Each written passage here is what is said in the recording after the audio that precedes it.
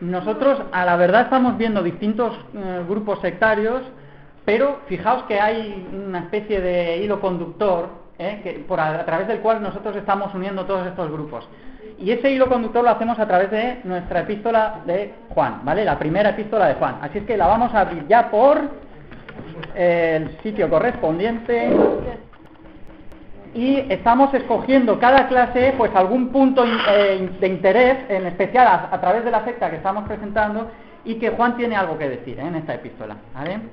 Muy rápidamente el repaso, nosotros empezamos hablando de la doctrina de la certeza, cuando introducíamos el tema de las sectas, las definiciones de las sectas, ¿os acordáis? Y vimos algunas pinceladas para describir lo que es el misticismo, que nosotros lo planteamos como una especie de base a través de la cual pues se puede apoyar cualquier secta que nosotros estamos estudiando.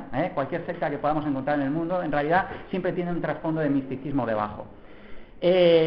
Bien, y nosotros escogimos aquel pasaje en Primera de Juan, capítulo 5, versículo 19, donde el apóstol dice, sabemos que somos de Dios, etcétera, etcétera, ¿vale? Doctrina de la certeza.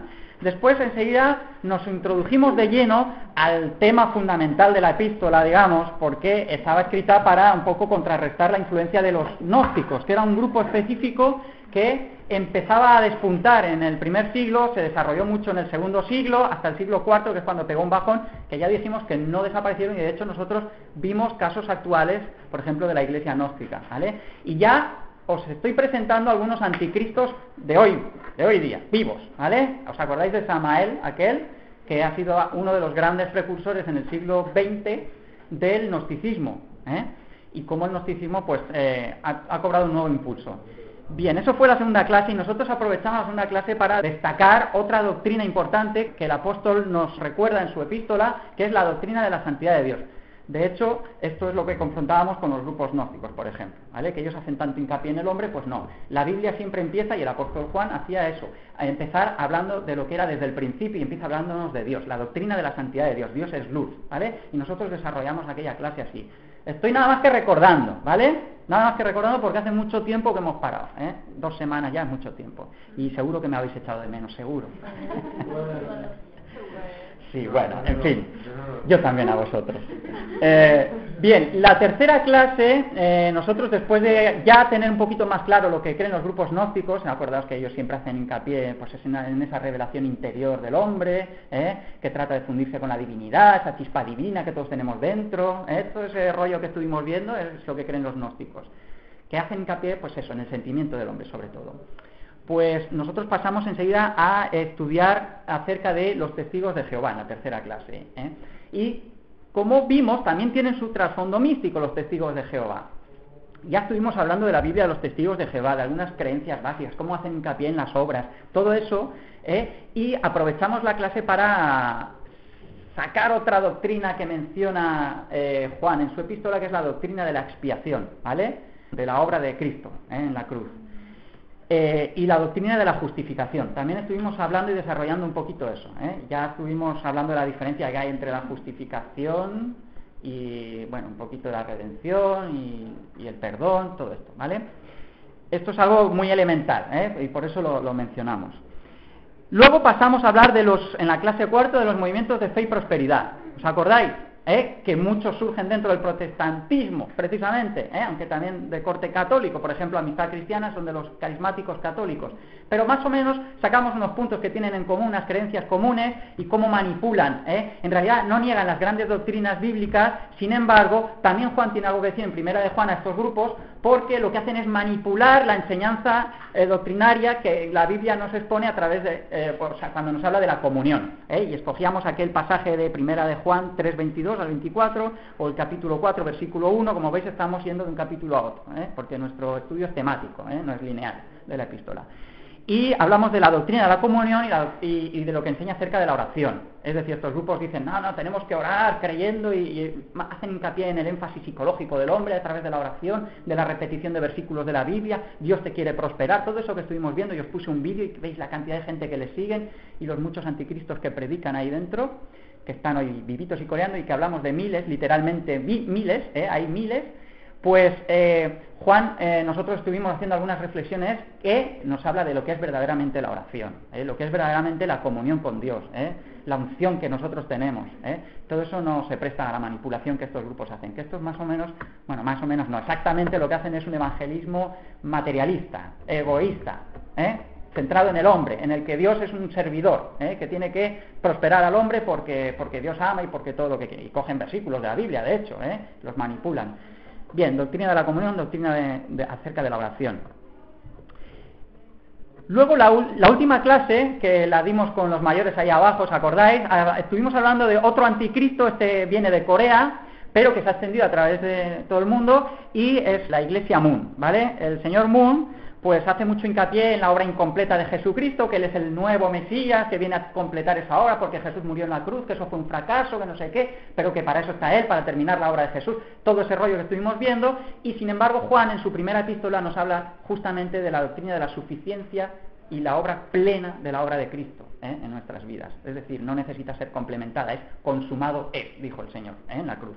Bien, eso a modo de repaso, y citábamos aquel capítulo 1, versículo 3, y habían varios pasajes en los que Juan insistía en la idea de plena, suficiente, todo esto. Bien, hoy vamos a hablar y hacer hincapié acerca de una nueva doctrina, la doctrina del anticristo, ¿de acuerdo? Y vamos a hablar de los mormones. Mirad, no es que esto sea específico de los mormones, cuando hablamos de la doctrina del anticristo, esto se puede aplicar también precisamente a Moon, es otro anticristo, y a Smith, bueno, Smith es el de hoy, ¿vale? El Russell, que quería decir, el de Testigo de Jehová, ¿qué dime? Es que ya sabéis que yo... Vale, pues entonces... Mirad, no es que estemos diciendo este grupo sectario y vamos a estudiar esta doctrina. En realidad todas las doctrinas se aplican a todos los grupos sectarios, y todos los grupos sectarios en realidad corrompen de muchas maneras pues las doctrinas fundamentales de la Biblia. Lo que pasa es que hacemos especial hincapié o acento en una doctrina para que se nos quede algo. O sea, es que si hablamos de los mormones no es para que pensemos, no, estos son los anticristos y los demás no lo son, no, son todos. Yo he escogido un pasaje que está en Primera de Juan, capítulo 2, versículos 22 y siguientes, ¿vale? Y Juan ahí ahora hace apelación justamente a esta doctrina que no era desconocida para los hermanos de aquel siglo, ni tampoco lo es para nosotros, aunque sí es verdad que nosotros tendemos a desplazarla bastante, a tenerlo bastante olvidado. La doctrina del anticristo, la existencia real de un espíritu que se opone al mundo. Nosotros sabemos, empezábamos, ¿acordáis del estudio cómo lo empezábamos? Nosotros somos de Dios, pero el mundo está bajo el maligno, y Juan no solo cita eso en el capítulo 5, ahora mismo estamos yendo más atrás y está hablando del espíritu del anticristo y también de sus agentes, los muchos anticristos que vienen al mundo. ¿Quién lee versículo 22, capítulo 2? ¿Quién es mentiroso sino el que niega a Jesús, que Jesús es el Cristo? Este es anticristo, el que niega al Padre y al Hijo. Y luego sigue. ¿No? Pues sigo yo, venga. Todo aquel que niega al Hijo tampoco tiene al Padre. El que confiesa al Hijo tiene también al Padre. Quiero que estéis leyendo con atención esto que leemos. Yo sé que son versículos muy famosos y tendemos a poner el piloto automático cuando leemos versículos que nos conocemos de memoria, pero quiero que ahora nos planteemos seriamente delante del Señor y en nuestro grupo lo que el Señor nos está diciendo en estos versículos, como si fuera la primera vez que los leéis. Porque hay cosas que llaman mucho la atención, y sobre todo cuando hacemos colación al tema de las sectas, en el que estamos estudiando. Dice, todo aquel que niega al Hijo tampoco tiene al Padre, os repito, el que confiesa al Hijo tiene también al Padre. Lo que habéis oído desde el principio permanezca en vosotros. Si lo que habéis oído desde el principio permanece en vosotros, también vosotros permaneceréis en el Hijo y en el Padre. ¿Os dais cuenta con qué descaro permanece? Señalo, permanece. Pues es una palabra que se repite mucho en este pasaje. Desde el versículo 18 hasta el versículo 29, yo he contado 7 veces, por lo menos, ¿vale? Así a grosso modo. Luego tienes una idea interesante. Y dice, y esta es la promesa que Él nos hizo, la vida eterna. ¿Vale? Y luego continúa. Bueno, como vosotros ya estáis estudiando esto en vuestro devocional, ¿verdad que sí? Por favor, no me seáis sinceros, decidme que sí. Gracias, esto anima mucho para continuar. Ya sabéis el contexto, ¿vale? Y no hace falta que siga leyendo, pero es importante conocer el contexto de esto que está diciendo ahora mismo, ¿vale? ¿Por qué es importante? Porque Juan en este pasaje nos está diciendo tres cosas, vamos a señalar tres puntos interesantes, ¿vale? Y a partir de ahí ya empezaremos a hablar luego de los mormones. La primera cosa que llama la atención, venga, va, ¿qué os llama la atención? Así, a grosso modo. ¿De los mormones? No de los mormones, sino del pasaje que Juan está ahora desarrollando. Es muy claro. Espera, ¿qué? Es que me da cuestionando algo que decimos los ayudantes. Y dices que hable bajito. Tú, vente aquí. Venga. Venga, que habla muy claro. Es muy claro que somos testigos de la Bueno, una cosa es, mira, no lo había visto yo, pero es interesante lo que has dicho. Habla muy claro, quiere decir que es bastante desgranado, e incluso repetitivo. Y este es el tono general de toda la epístola, no solo de este pasaje. Bueno, vamos a decir incluso más sacón, podríamos decir. Llega incluso a ser hasta pesajolín con el amor a los hermanos. Pero es que es un tema que le importa mucho y sabe a Juan que ya le queda poco tiempo. Y nosotros ya hemos visto el contexto a través del cual Juan se pone a escribir esta epístola, no lo vamos a repetir aquí. Para recordar, os remito a las clases anteriores y lo repasamos. Bien, es muy claro. Y hay una cosa también que deja muy clara ahora cuando empieza a hablar en estos versículos. Fijaos, en el capítulo 2, versículo 18, habla de anticristos en plural. Pero también es verdad que en la misma epístola, sin salirnos de ello, por ejemplo, en el capítulo 4, versículo 3, habla del anticristo en singular.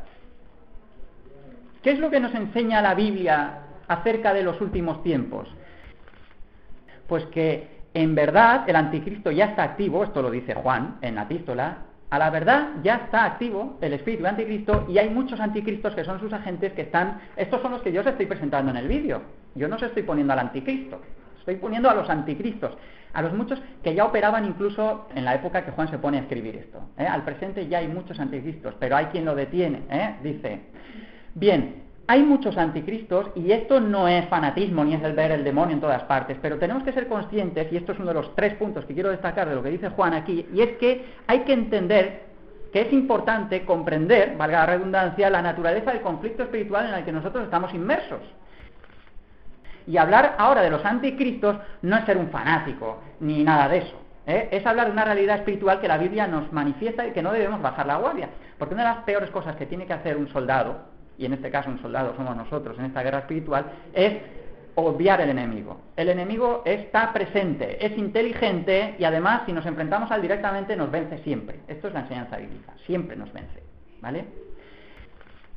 Esto nos lleva un poquito al segundo punto que Juan nos dice. No solo comprender la naturaleza del conflicto espiritual que tenemos, versículos 18, 19, 22, 23, es una naturaleza en la que hay alguien, el anticristo, que opera a través de los anticristos, sino que además nos plantea la forma de ver este problema que tenemos que afrontar. No es posible que un cristiano no tenga enfrentamiento en este conflicto espiritual. Si alguien no tiene enfrentamiento, si no tiene tensiones dentro de su vida espiritual, en realidad es que Satanás no se molesta por él y eso es muy preocupante. Entonces, yo no es que quiera alarmar ni nada de eso, pero esto es la enseñanza que nos plasma aquí el apóstol, ¿vale? Y muchos, ya os lo puse en el vídeo pasado, siguen a estos falsos profetas, a estos anticristos, porque justamente delegan todo este tipo de lucha. En realidad confían en esos líderes que aparecen y les habla del amor de Dios y todo lo que queráis, y sin embargo, pues son manipulados. El segundo punto que destaca Juan aquí es la forma de ver el peligro que tenemos que enfrentar. Mirad, versículos 20, 21, 27, vosotros tenéis la unción. O sea, que nosotros no nos enfrentamos al anticristo ni a los anticristos de una manera a lo llanero solitario, no, porque seremos vencidos, sino que es muy importante que recordemos que Juan habla de que nosotros poseemos, conocemos, tenemos la unción. Y esto es otra cosa que también repite mucho en este pasaje, la realidad de que nosotros conocemos. No tenéis necesidad de que nadie os enseñe, porque vosotros ya conocéis la verdad. No es que esté diciendo que los cristianos no necesitamos que se nos enseñe, sino aquí estaríamos perdiendo el tiempo, y Juan estaría perdiendo el tiempo escribiendo esta epístola, y de hecho la mayoría del Nuevo Testamento no haría falta escribirla. ¿Qué más? Y ni antiguo tampoco, no. Sí que necesitamos que se nos enseñe. Pero lo que sí que está diciendo aquí cuando dice que no tenemos necesidad de que se nos enseñe, es que no tenemos necesidad de que nadie nos enseñe la verdad, porque la verdad la reconocemos. Es decir, sabemos cuándo tenemos la verdad delante y cuándo no, porque nosotros poseemos la unción. Él es el que nos dice cuándo se nos está diciendo la verdad y cuándo no. Esto no es lo mismo que los gnósticos, que seguían por el sentimiento, esto es bonito, esto no sé qué, no tiene nada que ver con eso. De hecho, la verdad muchas veces lo que hace es provocarnos esa tensión espiritual, esa lucha, porque no nos gusta a veces, porque exige cambios en nosotros. La forma de ver el peligro, vosotros tenéis la unción, ¿vale? Y el tercer punto que destaca en este pasaje es cómo evitar los peligros que surgen de este conflicto espiritual en el que estamos ahora, en la iglesia de Guar, por ejemplo, o en nuestra vida particular también, tenemos un conflicto real, ¿o no? Es así. Pues Juan no se olvida de plasmarnos el enfoque a través del cual nosotros cómo podemos enfrentar este peligro. Mirad, es cierto que hay muchas veces que tenemos desánimo, y que la iglesia está muy dormida, eso es verdad, normalmente estaremos de acuerdo en eso, y nosotros somos responsables de eso también, porque somos parte de la iglesia.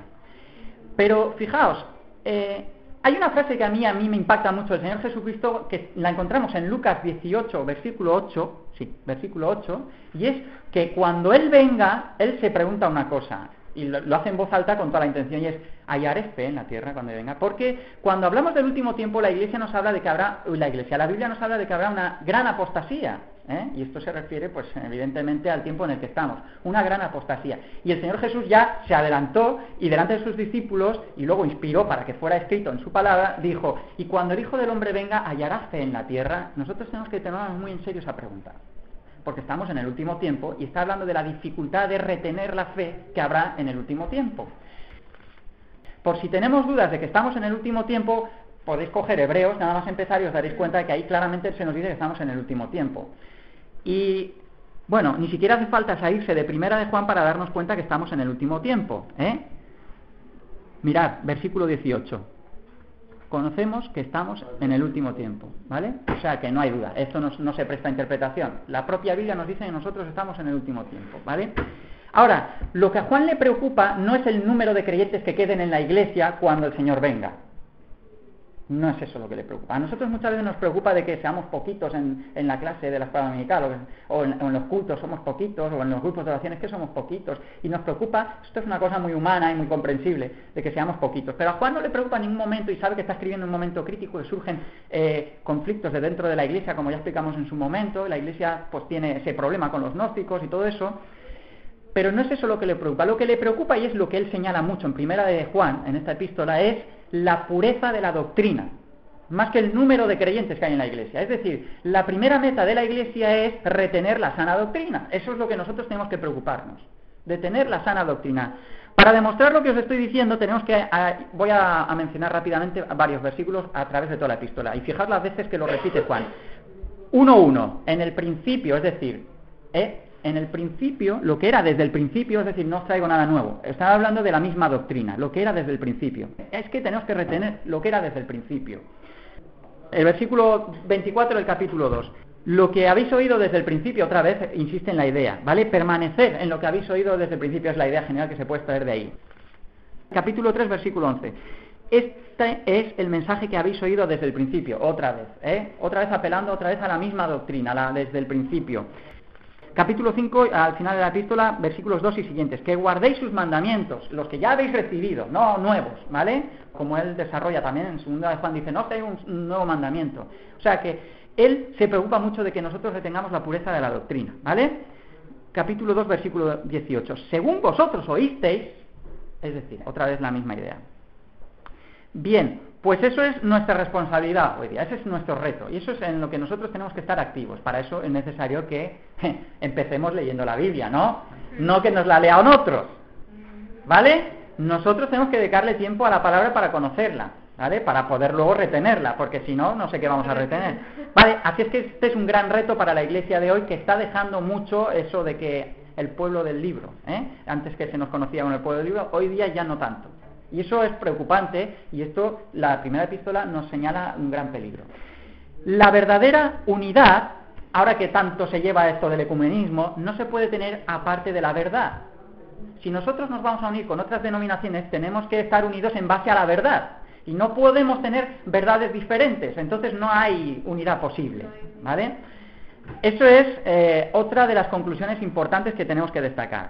Y tenemos que examinarnos a nosotros mismos a luz de todo eso. Eso, en realidad, os estoy leyendo Primera de Juan. En el capítulo 3, a continuación de lo que hemos leído ahora, pues se desarrolla eso.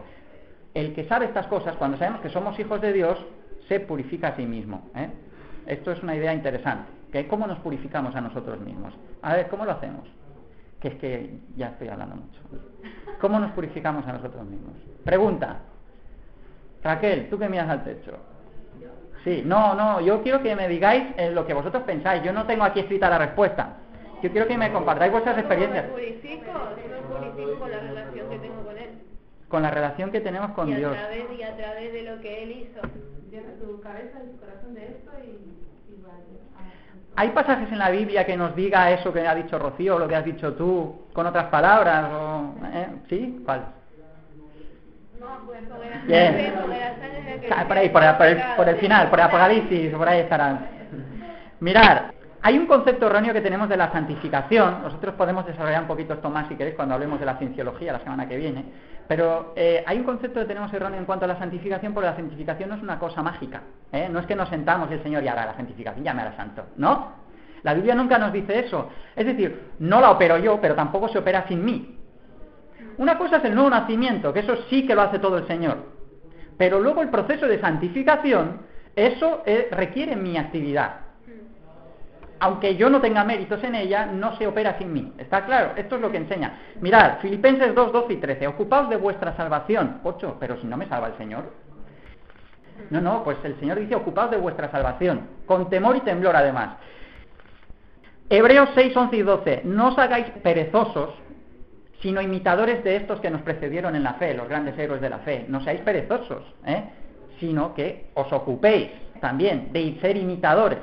O sea, la Biblia está hablando de un papel muy activo en nosotros. No es que nos sentamos, es que uno de los grandes pecados, diría yo, que estamos cometiendo en la iglesia hoy, en estos últimos tiempos, es que somos una iglesia de banco. Y esto no es lo que encontramos en el libro de los Hechos, por ejemplo. La iglesia cultocéntrica no existe en la Biblia, en realidad. Esto es muy fuerte para nosotros. Cultocéntrica, una iglesia que vive alrededor del culto y nada más que del culto. Venimos los domingos y nos vamos, y ya está, eso es la iglesia. Yo voy a la iglesia, pero es que tú eres iglesia, esa es la idea importante. Vosotros tenéis que retener la unción que hemos recibido. La unción no es una doctrina, es una vida que ha venido a nosotros. Y tenemos que mantener esa relación, como ha dicho Rocío, mantenernos esa relación es como... Dime. Y también nos purificamos examinándonos delante del Señor continuamente, ¿no? Justo lo que dice Juan aquí, examinaos... Cada día ver, pues que o cada día o cada cierto tiempo delante del Señor pedir perdón de las cosas que hacemos todos los días mal, ¿no? Sí, pero das una capa y endurece y a lo mejor no estás haciendo nada más, que eres perfecto y te estás alejando del Señor cada vez más. a veces nos olvidamos de tener tenemos relación con Dios, pero no nos examinamos, decimos, ay Señor, gracias por esto, gracias por lo otro, perdona si te he ofendido, y no pensamos que quizás sí hemos hecho, lo decimos como una oración repetitiva, y no nos damos cuenta, y si nos analizáramos, como dice ella, nos examináramos, quizás nos daríamos cuenta de que no somos tan bonitos. Las oraciones repetitivas que tú haces, ya hablamos de la oración cuando hablábamos de los movimientos de fe y prosperidad, ya hablamos por qué a veces pues puede ser que nuestras oraciones no estén siendo todopoderosas que deberían ser.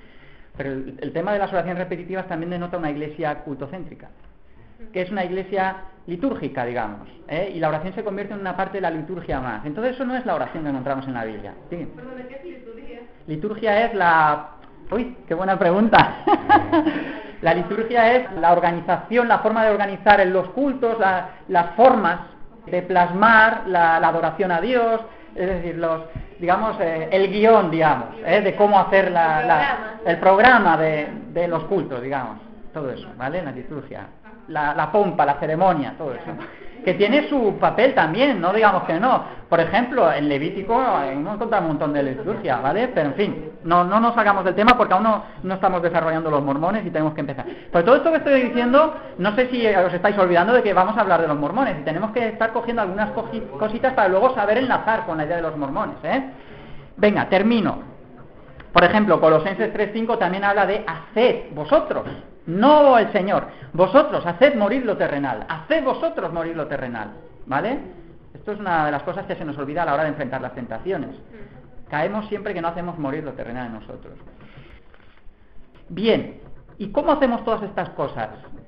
Colosenses 3:2.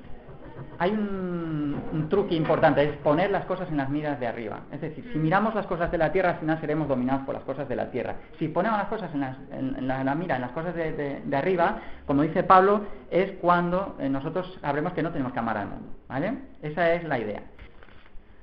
Pero volvemos otra vez a la doctrina del anticristo, ¿vale? Para reenlazar nuestro tema. Y es, nosotros hemos empezado leyendo este pasaje en el versículo 18 y dice, hijitos, ya es el último tiempo, por si quedaba dudas, y según vosotros oísteis que el anticristo viene, singular, así ahora han surgido muchos anticristos, plural, ¿vale? Hay más partes en la Biblia que nos habla de la doctrina del anticristo. Estos, en realidad, Juan lo que está diciendo son los que niegan, y por eso lo podemos aplicar también a los mormones, niegan al Señor Jesucristo. No siempre lo niegan de una forma directa. Los movimientos de fe y prosperidad, por ejemplo, no niegan que Jesucristo es el Señor, ni que el Jesucristo te salva. Eso ya lo vimos. Pero siempre hay una forma de manipular la figura del Señor Jesucristo y esto es una forma de negarlo. Estos son los anticristos, de los que nos habla Juan aquí. Entonces, hay otras partes, como decía, en la Biblia que nos habla de los anticristos. Por ejemplo, 2 de Tesalonicenses, capítulo 2, nos habla de una descripción del apóstol Pablo de la figura del anticristo, y es además a través de una perspectiva eclesial, digamos, es una figura religiosa.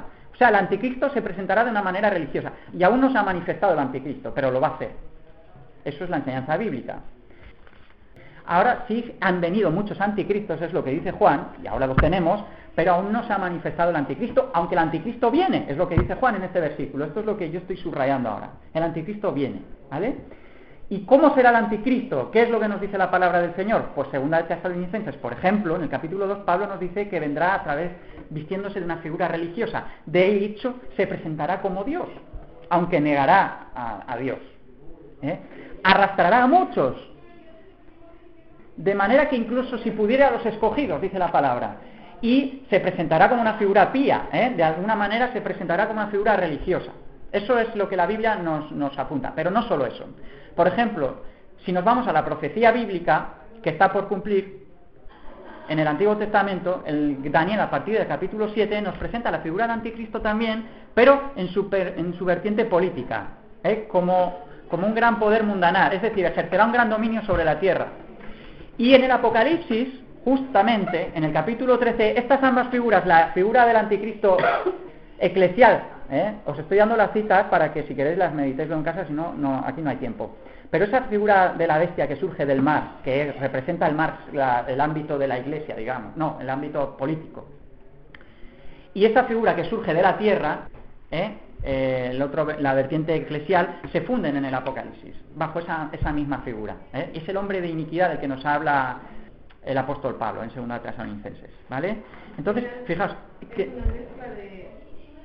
pues será poder mundanal, poder político, poder...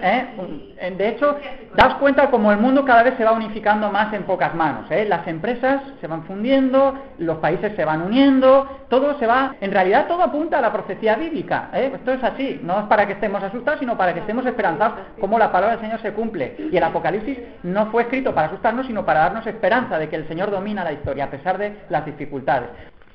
Cuando la cosa se ponga muy fea, cuando veáis a Israel rodeada de todas las naciones, que esto también se está cumpliendo, fijaos en la prensa y todo eso, yo de hecho os he mandado a los que tenéis correo un artículo muy interesante acerca del problema palestino-israelí, ¿vale? ¿Por qué lo he enviado? Porque un poquito habla de este tema, digamos, de cómo los medios manipulando cada vez más y otra vez el mundo se está volviendo contra los israelíes. De víctimas del holocausto ahora están siendo verdugos y los malos y los que masacran al pueblo palestino. En realidad no son malos los palestinos ni son buenos los israelíes ni al revés. En realidad no es para leer en clave política ese artículo que os he mandado, sino para que os deis cuenta cómo la palabra del Señor pues va cobrando forma poco a poco, ¿vale? Y cuando veáis a Israel, a Jerusalén en concreto, rodeado por los ejércitos de las naciones, entonces será el fin, entonces vendrá la venida. Eso es lo que nos dice la palabra. Ahora, esto no será sin que antes se manifieste el anticristo, que será una persona y que encarnará los poderes políticos y el poder religioso, gobernará, digamos, el mundo, de alguna manera. Y esto de la marca de la bestia y todo eso que veis, Pues ahora ya hay muchas teorías, con lo del chip, ahora ya nos lo ponen en el DNI, también están hablando del chip que implantan en el brazo para entrar en algunos sitios VIP, todo eso. Eso está ocurriendo ahora ya en el norte de Europa, Yo vi un documental que ahora, hoy mismo hay gente que tiene el chip implantado y puede entrar. Yo no digo que el 666 sea el chip, eso es no lo sabemos, pero sí que, pues es como hay muchas cosas que van cogiendo forma. Pues esa es la idea. Y de hecho no se puede dogmatizar con este tema porque a lo largo de la historia la Iglesia ha interpretado de distintas maneras la figura del anticristo. Entonces ahora no podemos decir, bueno, pero ahora sí que lo sabemos. No lo sabemos, pero sí sabemos que es una figura real. Fijaos, en el periodo en que Juan escribe la epístola, nada más en ese periodo, a partir de entonces, los cristianos empezaron a interpretar la figura del anticristo como un judío que se iba a levantar en el templo y que iba a engañar a muchos cristianos, llevar atrás de sí. Esto, cuando Constantino ya implementó la religión dentro del Estado y todo eso, en el Imperio Romano, a lo largo del desarrollo de la historia católico-romana, en la Edad Media, esta figura del anticristo empezó a cambiar de forma, y entonces en la Edad Media se pensaba que el anticristo sería una figura que encarna, o sea, el poder mundanal, en definitiva, ¿vale? Y de hecho es lo que piensan los católicos hoy día, por ejemplo, acerca del anticristo. El anticristo es el poder mundanal, que corrompe a los creyentes y que eso es el anticristo. Sin embargo, en la Reforma en el siglo XVI, los protestantes, y aún hoy día todavía muchos protestantes piensan así, el anticristo precisamente se encarnaba en la figura de la Iglesia católica apostólica romana, y muy en concreto en la figura del Papa, porque el Papa cumple muchos requisitos, la gran prostituta, la Babilonia, es el Vaticano. Entonces, pues eso, hoy día todavía encontráis protestantes que piensan así, igual que católicos piensan como todavía se pensaba en la Edad Media. No se puede matizar, pero lo que sí que sabemos es que el anticristo será una figura que ocupará el lugar de Cristo, y lo negará. Se presentará una figura religiosa, incluso como Dios mismo, y hará grandes portentos por mano de Satanás, hará milagros, eso es lo que nos enseña la palabra, y a muchos engañarán. Sin embargo, no les creáis, dice el Señor, ¿vale? Ahora, hay muchos anticristos que van preparando el terreno a este anticristo. Uno de ellos es Joseph Smith, el de los mormones, que a él se le presentó dos personas de la Trinidad cuando tenía 14 añitos. Él nació en el siglo XIX, a principios, en 1800 y poco, y él era muy aficionado a buscar tesoros con su padre por el monte, y de contar muchas trolas, era muy fantasioso. Y cuando tenía 14 años se le aparecieron dos personas de la Trinidad. Este es un anticristo, el Joseph Smith, aunque los mormones lo tengan como un profeta, un gran profeta, ¿vale? El más grande de los profetas. Bueno, pues se le apareció dos personas de la Trinidad, Jesucristo y la otra no sé cuál de las dos, ¿vale? Y él se preguntaba, Le dijo, no te creas nada. No te creas nada, exactamente. Él se preguntaba a cuál de las sectas protestantes se tenía que unir, para pertenecer a la Iglesia verdadera. Y Jesucristo va y le dice que a ninguna, que todas se habían corrompido. Desde que murieron los apóstoles, el Hades había prevalecido sobre la Iglesia. Cosa que la Biblia dice que no, que el Hades no prevalecerá contra la Iglesia. Pero durante 18 siglos la Iglesia había estado en oscuridad, corrompida completamente. Es más, la palabra de Dios estaba ahora plagada de errores y corrupciones.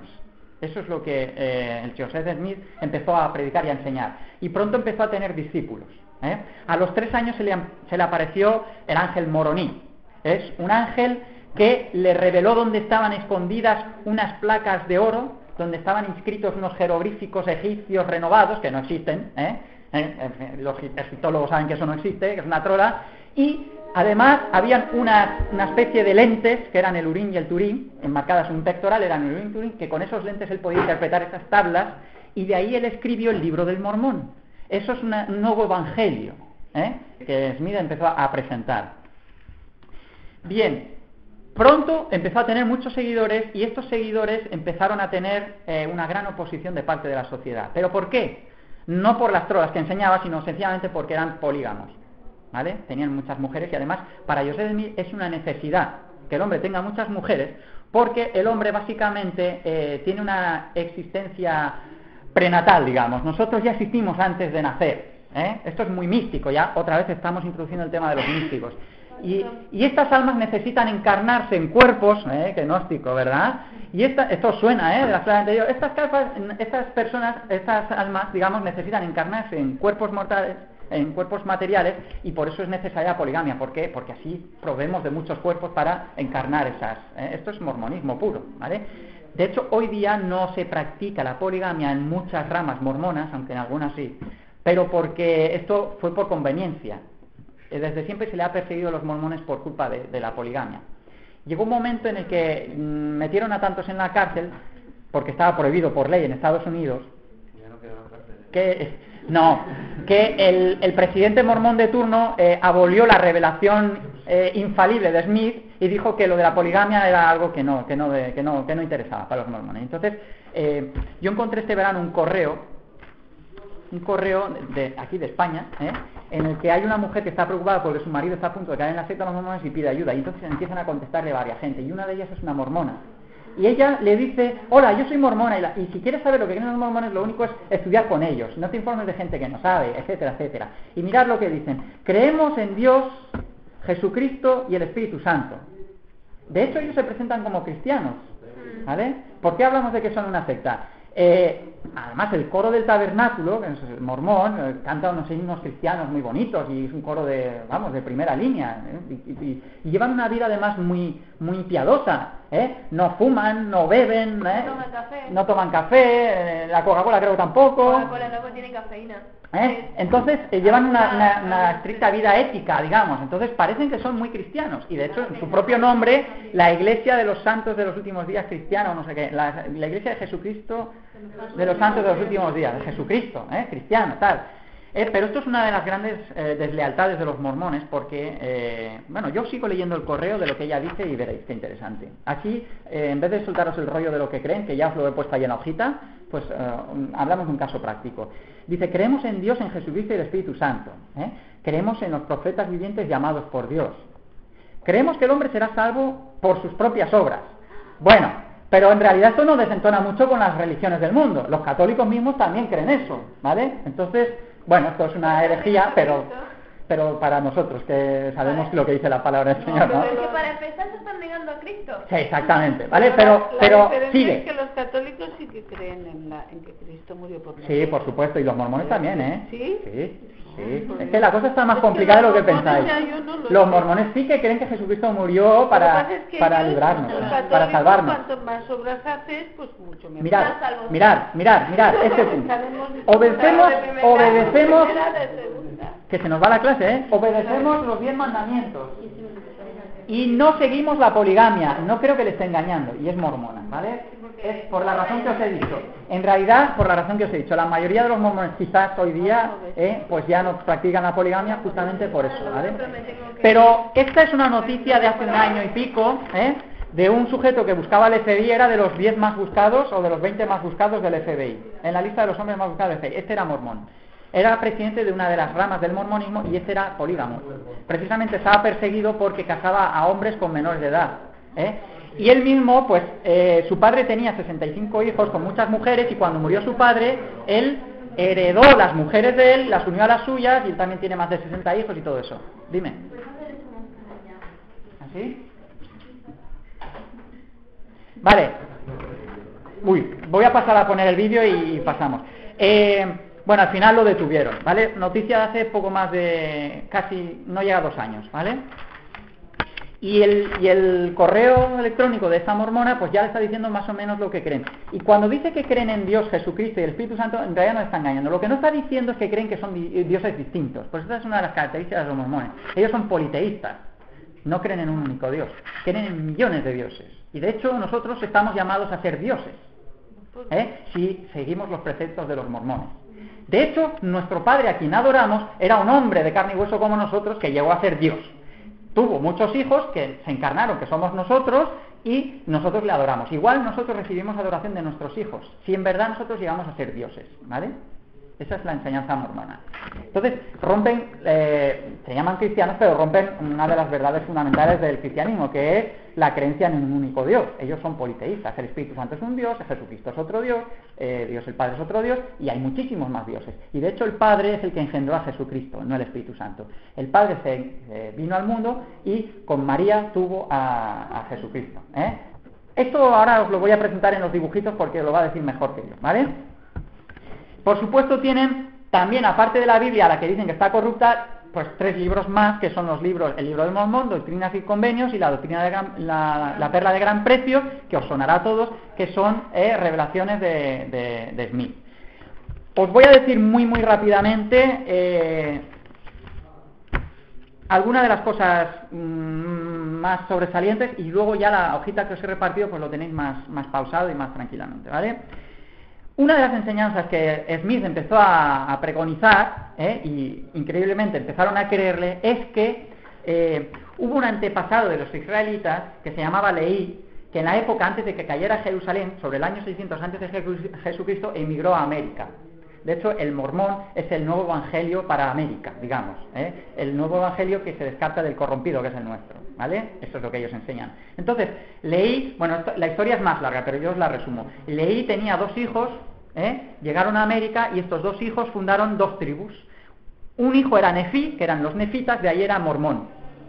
De ahí era Modoní, por ejemplo. Es el último descendiente de los nefitas, que es el que enterró las planchas de oro, porque Jesucristo fue y les predicó el evangelio, y ellos guardaron ese evangelio en esas planchas, y cuando se enfrentaron a la otra tribu, la del hermano, los lamanitas, que eran los malos, y vencieron los malos, pues el último superviviente, que era Moroní, es el que cogió el evangelio que les llevó otra vez Jesucristo, volvió a instaurar la iglesia ahí en América, y antes de morir el último descendiente pues enterró esas planchas, que son las que encontró Joseph Smith 18 siglos después, y por eso Joseph Smith cogió esas planchas, las trajo a la luz y restauró otra vez la verdad del evangelio que fue llevada a los antepasados americanos. El mormón es el evangelio americano, ¿vale?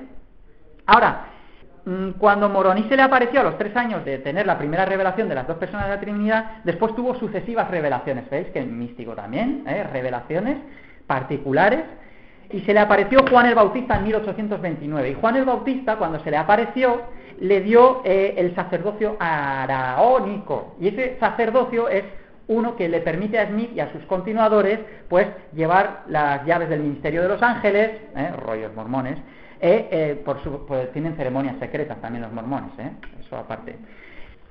El bautismo por inmersión, es necesario bautizarse y que se le impongan las manos a la persona para que pueda llegar a ser plenamente salva. Porque para los mormones básicamente nadie va a ser condenado, porque Jesucristo murió y tal, y murió por todos, no hay casi condenación. Se pueden contar con los dedos de una mano los que van a ser condenados, según algunas citas literales que he leído de algún mormón. Pero sí que hay una salvación plena, una salvación complementaria, que son aquellos que van a seguir los preceptos de los mormones, que son esos que van a tener, la capacidad de llegar a ser dioses, ¿vale? Para eso es necesario casarse con un matrimonio eterno, y eso es una de las ceremonias secretas de los mormones. Aparte del matrimonio temporal, existe el matrimonio eterno, digamos. Eso se lleva a cabo en sus templos sagrados, que hay unos 30 en el mundo, y solo son aptos para los mormones dignos, y a través de esas ceremonias sagradas, ellos, aparte de bautizarse por los muertos, hacen matrimonios de este tipo, sagrados, eternos, sellados. Esos son los matrimonios que están destinados a que cuando ellos lleguen a ser dioses, tener muchos hijos, y esos hijos son los que a su vez encarnarán y les adorarán a ellos como nosotros adoramos a nuestro Padre, ¿vale? Eso es una pincelada rápida. Dime. ¿Sabías que los mormones también tienen fundamentos que los relacionan directamente con los masones? Sí, bueno, a través del misticismo al final empezáis a tirar de la madeja y encontráis muchas creencias comunes, Eso no es... Pero no es lo que me llama la atención de los mormones, Bueno, ya os paso el vídeo, que ya estoy un poco rollo ahí, Venga, va. Aunque algunos ya lo habéis visto, porque habéis repetido la clase, mormones aquí.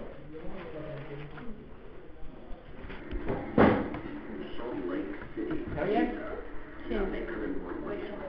Una de las misiones más acaudaladas y de más rápida expansión, con más de 5 millones de miembros en el mundo. Por afuera, la Iglesia mormona muestra una imagen de decencia absoluta, con énfasis en la unidad familiar. Con su historia inspiradora y altas normas morales, la Iglesia mormona, también conocida como la Iglesia de Jesucristo de los Santos del Último Día, produce anualmente decenas de miles de misioneros cuya meta es la de propagar el mormonismo alrededor del mundo. La mayoría de ellos son entrenados aquí, en la Universidad Brigham Young. A la mayor parte de nosotros nos parece que los mormones son verdaderos cristianos que viven su fe. Somos una iglesia muy centrada. Dame 10 minutos, para que os hagáis una idea de lo que tenéis que hacer. Familias fuertes forman una nación fuerte, y naciones fuertes forman un mundo fuerte. La iglesia mormona ha crecido enormemente. En los próximos 50 años tendrá aproximadamente de 70 a 100 millones de personas. Esto es por muchas razones. Una es el vasto programa de misioneros que tenemos en todo el mundo. Ahora hay cerca de 28.000 misioneros en 180. Bueno, aquí está el corto de los dibujos que he seleccionado. El La historia. mormonismo nos enseña que trillones de planetas por todo el cosmos son regidos por dioses que una vez fueron humanos como nosotros. Según ellos, hace mucho tiempo en uno de esos planetas, un dios no identificado y su esposa concibieron un niño espiritual llamado Elohim. Esta criatura espiritual después nació físicamente de padres humanos, quienes le dieron cuerpo. A través de ser obediente a las enseñanzas mormonas, la muerte y la resurrección, se hizo merecedor de ser elevado a la divinidad, tal como su padre ante él. Los mormones creen que Elohim es el Padre Celestial de ellos y que vive con todas sus esposas en un planeta cerca de una estrella misteriosa llamada Colo. Allí el Dios del mormonismo y sus esposas, mediante interminables relaciones sexuales, producen billones de hijos espirituales. Para decidir sus destinos, el Dios principal de los mormones convocó una conferencia celestial. Los dos hijos mayores de Elohim estuvieron allí, Lucifer y su hermano Jesús. Un plan hermanos. presentado para construir el planeta Tierra, a donde serían enviados los niños espirituales y donde cobrarían forma mortal y conocerían el bien y el mal. Lucifer se puso de pie y ofreció ser el salvador de este nuevo mundo. Deseando toda la gloria para él, pensaba forzar a todos a convertirse en dioses. Oponiéndose a la idea, el Jesús mormón sugirió que al hombre se le diera la libertad de escoger, al igual que en los otros planetas. Por mayoría de votos, la propuesta del Jesús mormón fue aprobada, siendo él quien sería enviado como el salvador del planeta Tierra. Enfurecido, Lucifer convenció con astucia a una tercera parte de los espíritus destinados a la Tierra a que se rebelaran y lucharan a su lado.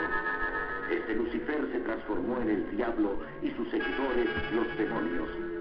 Enviados a este mundo, se les negó para siempre cuerpos de carne y hueso. Los que permanecieron neutrales en la batalla fueron maldecidos con hacer de piel negra. Así explican los mormones el origen de la raza negra. Los espíritus que pelearon más valientemente contra Lucifer nacerían de familias mormonas en el planeta Tierra. Estos serían los de piel clara o blancos encantadores. Un momentito, esto no desentonaba en la época, ¿vale? Ese racismo, porque era el siglo XVIII y el Ku Klux Klan estaba en su auge y todo eso. Hoy día ya no son racistas, ¿eh? Llega un momento en que ahora los negros también pueden ser mormones y todo eso, ¿vale? Como los describe el libro del Mormón, los primeros profetas mormones enseñaban que Elohim y una de sus diosas esposas vinieron a la tierra como Adán y Eva para dar comienzo a la raza humana.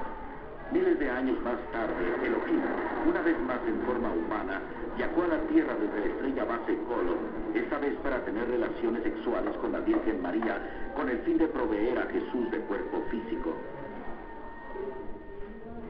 El apóstol mormón Orson Hyde enseñaba que después que Jesucristo creció, tomó por lo menos 3 esposas: María, Marta y María Magdalena.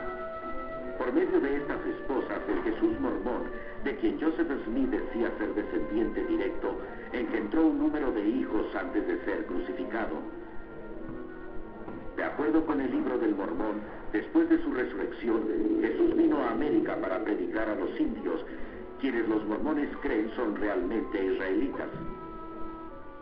Así pues, el Jesús del mormonismo estableció su iglesia en América, tal como había hecho en Palestina.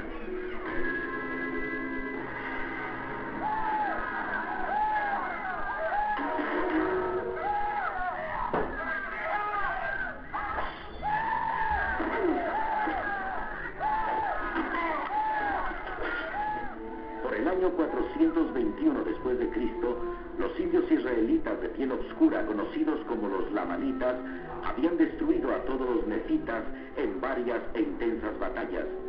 Los archivos de los nefitas se supone estaban escritos en placas doradas, las cuales Moroni, el último nefita viviente, había enterrado en el cerro Camora. 1400 años después, un joven buscador de tesoros llamado Joseph Smith, quien era muy conocido por sus historias y cuentos, alegaba haber descubierto esas placas cerca de su casa en la región montañosa del estado de Nueva York. Hoy en día, Smith es honrado por los mormones como profeta por haber dicho que había tenido visiones del mundo espiritual en las cuales había sido ordenado a que organizara la iglesia mormona porque todos los credos cristianos eran una abominación. Fue Joseph Smith quien dio origen a la mayoría de estas peculiares doctrinas creídas hoy como verdaderas por millones de personas. Manteniendo un rígido código de requisitos morales y financieros y realizando rituales sagrados en el templo, solo entre ellos y los muertos, los santos del último día esperan poder probar su validez y por lo tanto convertirse en dioses. Los mormones enseñan que todos deben comparecer ante Joseph Smith, el Jesús mormón y Elohim en el juicio final. Estos mormones que fueron unidos en la ceremonia del matrimonio eterno esperan convertirse en dioses polígamos en el reino celestial, regir sobre otros planetas y procrear nuevas familias a través de la eternidad.